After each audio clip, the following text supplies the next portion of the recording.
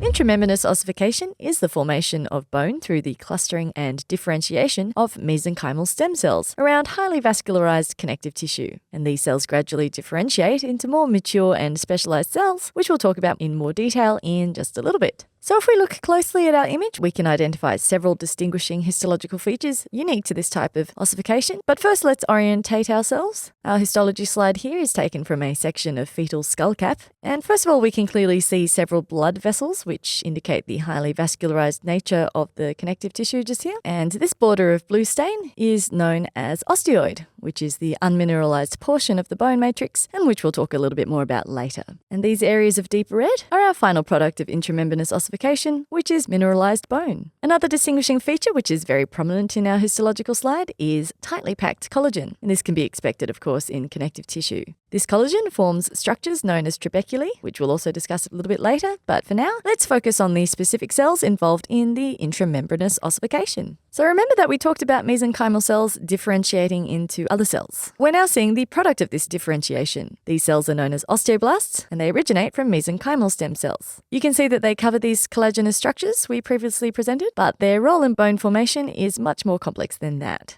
These cells basically synthesize and secrete different substances, each with their own importance in the process of bone formation. First of all, they produce all the collagen, which organizes into the collagenous structures we presented, specifically type 1 collagen. And an easy way to remember this is that type 1 collagen is contained within bone. Another substance produced by osteoblasts is proteoglycan. Type 1 collagen, together with the proteoglycan, constitute a matrix for the newly formed bone, which is known as osteoid. And finally, osteoblasts produce and secrete alkaline phosphatase. This is an enzyme which promotes the calcification of the osteoid matrix. Let's now look a little bit more closely at the osteoid matrix, which, if you remember, is composed of type 1 collagen and proteoglycan and is calcified by alkaline phosphatase. New osteoid forms on pre-existing mineralized osteoid, so osteoid is laid down layer by layer. This process results in the formation of a matrix, which is initially soft and pliable and hardens once it calcifies. This matrix initially calcifies into small bony islets, which later grow to form the bony trabeculae. And eventually the bony trabeculae thicken and connect to each other to form what is later known as trabecular bone. The space between the trabeculae accommodates the highly vascularized hematopoietic tissue, which is known as the bone marrow. And as you can see, many osteoblasts become trapped in small cavities within the calcifying osteoid, and these cavities are known as lacunae, which is the Latin name for pit.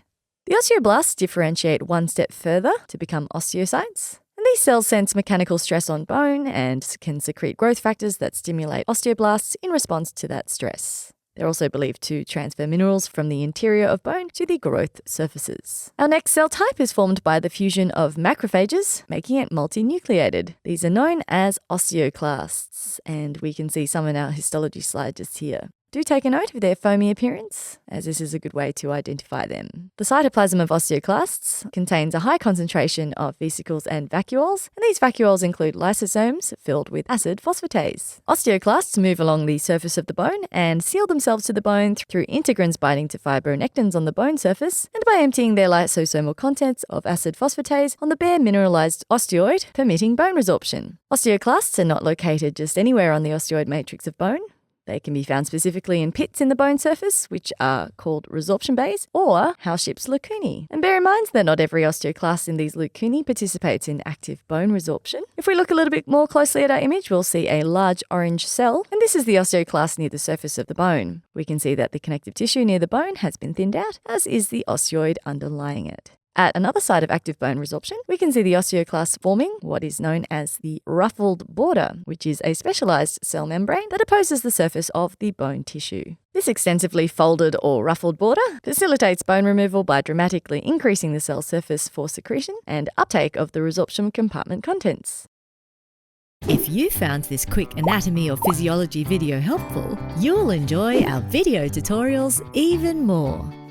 Click on the button and you'll see what I mean.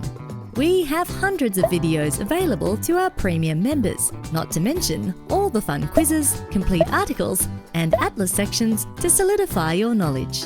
Click on the button in the middle to watch the full-length video and master anatomy and physiology.